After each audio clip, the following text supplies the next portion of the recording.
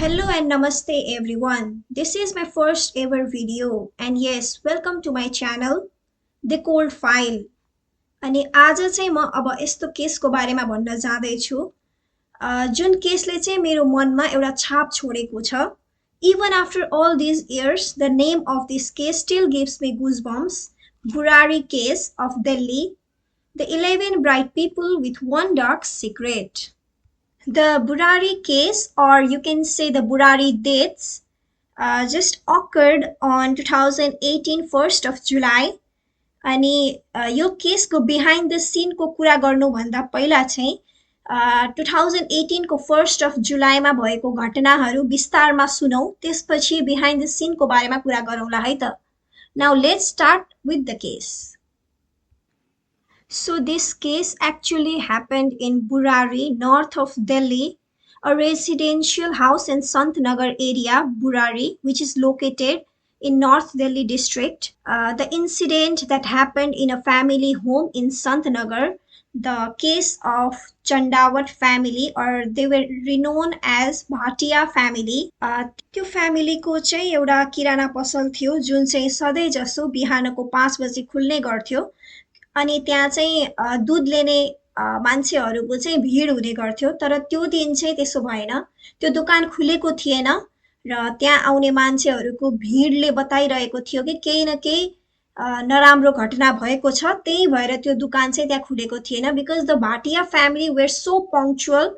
त्यो फ्यामिली चाहिँ यति पङ्क्चुअल थियो कि आफ्नो कामलाई अनि आफ्नो ड्युटीहरूलाई लिएर कि त्यो नेबरहुडमा चाहिँ कसैलाई पनि उनीहरूको क्यापेबिलिटिजमाथि शङ्का नै थिएन.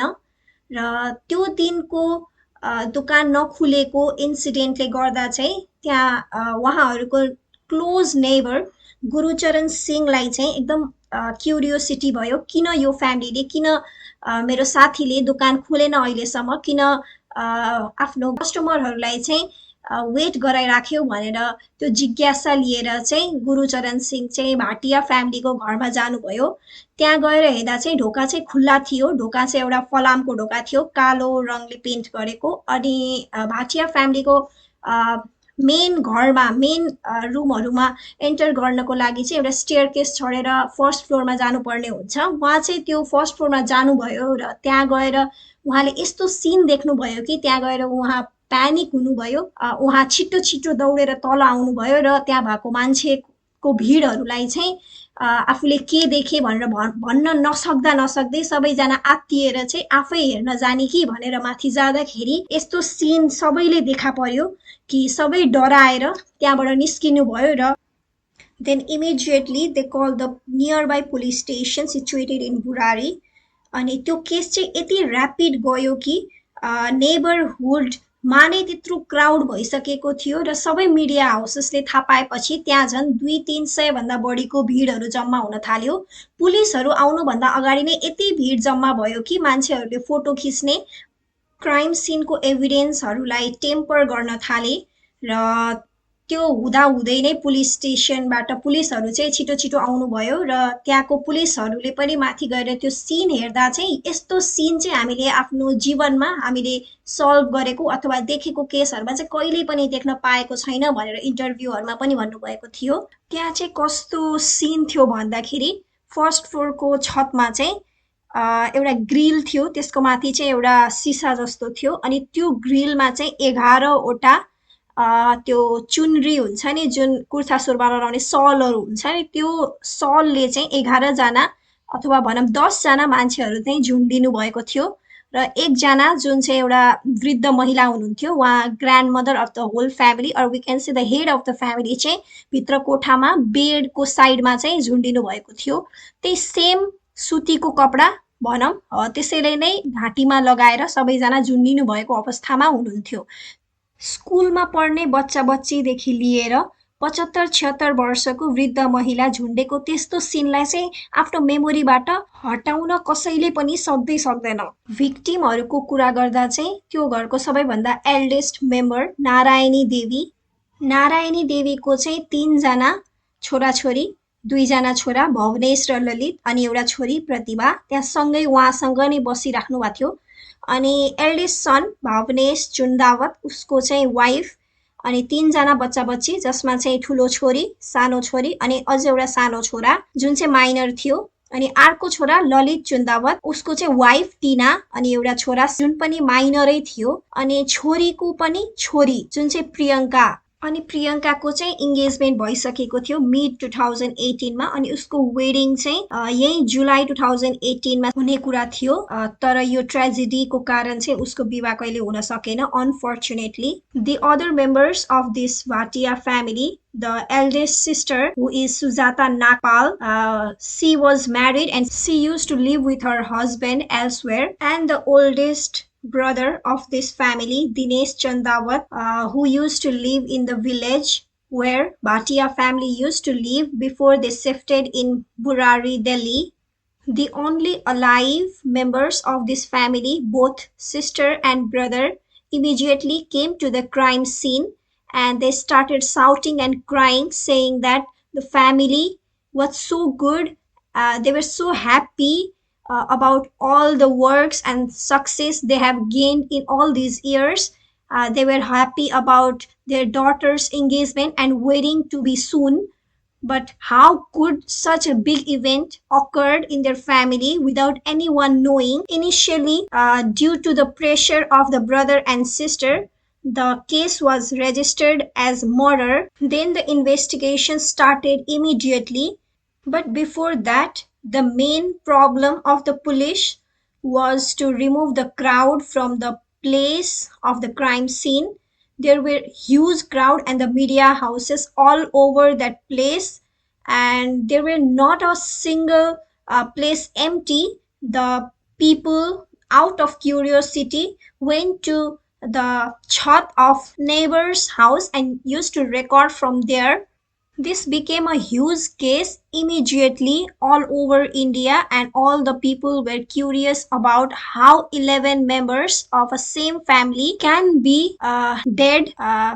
पहिला चाहिँ पुलिसले सिसिटिभी चेक गर्यो त्यो चेक गर्दा चाहिँ त्यो घरको सेकेन्ड बुहारी जुन चाहिँ टिना and her son Shivam went to the shops to buy 10 stools and the wires from their own प्लाइबोर्ड shops त्यही स्टुल्स र वायर्सहरू चाहिँ उहाँहरूले सुसाइड गर्न युज गर्नु भएको रहेछ अनि सीसीटीभीमा चाहिँ कुनै पनि बाहिरबाट मान्छे आएको रेकर्ड नभएपछि यो केसलाई चाहिँ सुसाइडको एंगलबाट हेर्न थालियो अनि त्यसपछि चाहिँ त्यो घरको थरो इन्भेस्टिगेसन गर्दा चाहिँ त्यो घरको पूजा रुममा चाहिँ एउटा रेजिस्टर भेटियो जहाँ चाहिँ एउटा इन्स्ट्रक्सन वाइज सबको ड्युटी र रेस्पोन्सिबिलिटिज लेखिएको थियो त्यहाँ चाहिँ पहिलो डेट चाहिँ 2007 लेखिएको थियो र सबैभन्दा एन्ड वाला डेट चाहिँ 24 जुन 2018 थियो त्यो रेजिस्टर बाहेक चाहिँ त्यहाँ 11 वटा अलग नै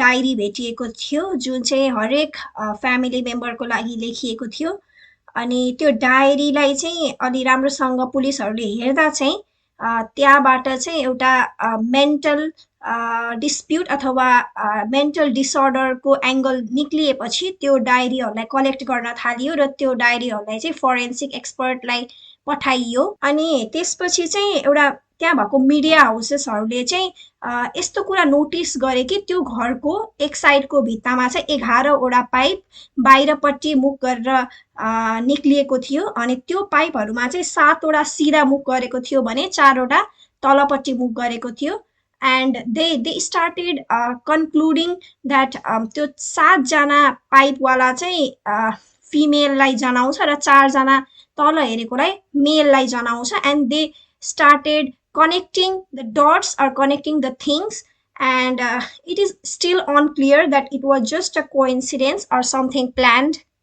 अनि त्यो डायरीहरू जसलाई चाहिँ फोरेन्सिक एक्सपर्ट कहाँ पठाइएको थियो त्यसमा चाहिँ इन्भेस्टिगेसन गर्दा चाहिँ त्यो ह्यान्डराइटिङहरू मिलाउँदा चाहिँ सेकेन्ड सन वाज ललित उसको चाहिँ ह्यान्डराइटिङ बढी भेटियो अनि त्यो लास्ट डेटमा जुन 24 जुन 2018 वाला डेट थियो त्यहाँ चाहिँ एउटा टु पर्फर्म बनियान ट्री पूजा अथवा बनियान ट्री भन्नाले बर पूजा गर्नु भनेर त्यहाँ लेखिएको थियो त्यो बर पूजा को हिसाबले नै त्यो क्राइम सीन डेकोरेट गरिएको थियो जसमा चाहिँ त्यो ग्रिलमा चाहिँ त्यसरी कपडाहरू झुन्डाएर त्यसरी ह्याङ गरिएको सिचुएसनलाई चाहिँ त्यो वर पूजासँग जोडिएको थियो, which was concluded by the forensic experts.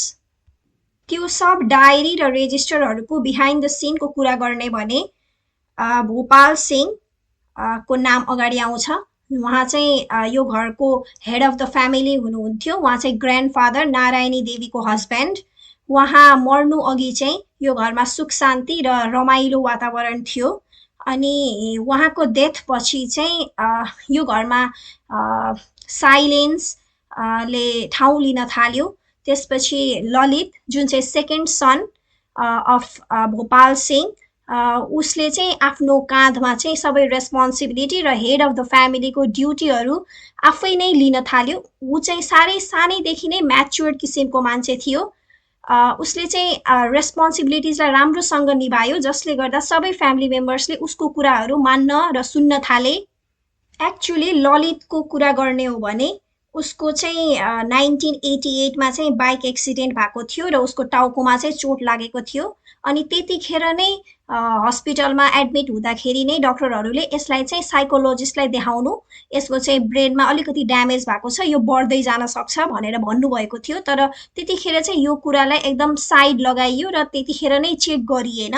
त्यसपछि 2004 मा पनि एउटा फायर अट्याक भयो, जहाँ ललितले काम गरिरहेको ठाउँमा चाहिँ उसलाई दुश्मन मान्ने मान्छेहरूले चाहिँ उसमाथि जानलेवा हमला गरे।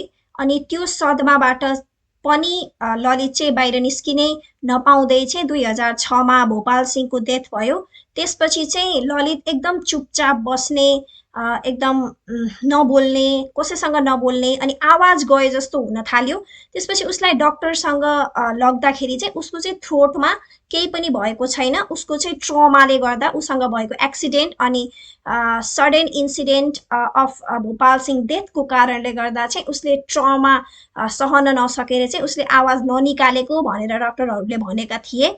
अनि 2007 मा जब भोपाल सिंहको बर्खी अथवा वर्षै पछि गरिने श्राद्धको बेलामा चाहिँ उसले अचानक हनुमान चालिसा भनेर चाहिँ आफ्नो मुखबाट बोली तोड्यो, जसले गर्दा चाहिँ त्यो फ्यामिली एकदम खुसी थियो। किनभने ललित जस्तो म्याच्योर मान्छेको आवाज वापस आएपछि उसले फेरि त्यो घरको रेस्पोन्सिबिलिटी आफ्नो काँधमा उठाउन सक्ने हुन्थ्यो।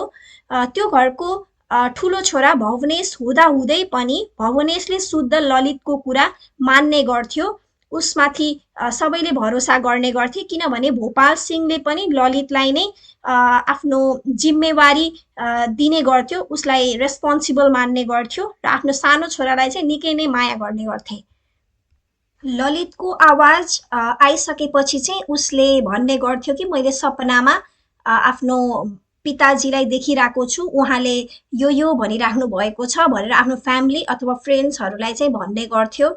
अनि उसले यही भन्दै गर्दा चाहिँ उसको फ्यामिली मेम्बर्सहरूले चाहिँ ए ल है हाम्रो ग्रान्डफादर अथवा फादरले चाहिँ ललितलाई नै यो गर्नुपर्छ भनेर आदेशहरू दिइराख्नु भएको छ, हामीले चाहिँ ललितको कुरा मान्नुपर्छ भनेर सोच्ने गर्थे। अनि त्यसै गर्दा गर्दै चाहिँ बिस्तारै ललितको चाहिँ त्यो घर परिवारमाथि अथोरिटी चाहिँ बढ्दै गयो, जसले गर्दा चाहिँ उसले 2007 मा नै एउटा रेजिस्टर बनायो, जसमा चाहिँ उसले डेली जस्तो त्यहाँ इन्स्ट्रक्सनहरू दिने गर्थ्यो, यो मान्छेले यो गर, यो मान्छेले यो गर भनेर सानो कुराहरूलाई पनि टिपेर दिने गर्थ्यो। र बिहान साँझ चाहिँ पूजा गर्ने समयमा चाहिँ सबैजना फ्यामिली मेम्बर्सहरू एकट्ठा भएर चाहिँ त्यो इन्स्ट्रक्सनलाई सुन्ने गर्थे र त्यसलाई चाहिँ मिस्टेकहरू नदोहोऱ्याउने र त्यो सबै इन्स्ट्रक्सनहरूलाई चाहिँ राम्रोसँग फलो गर्नुपर्छ भन्ने सोचेर आफ्नो रुटिनहरू त्यही अनुसार मिलाउने गर्थे।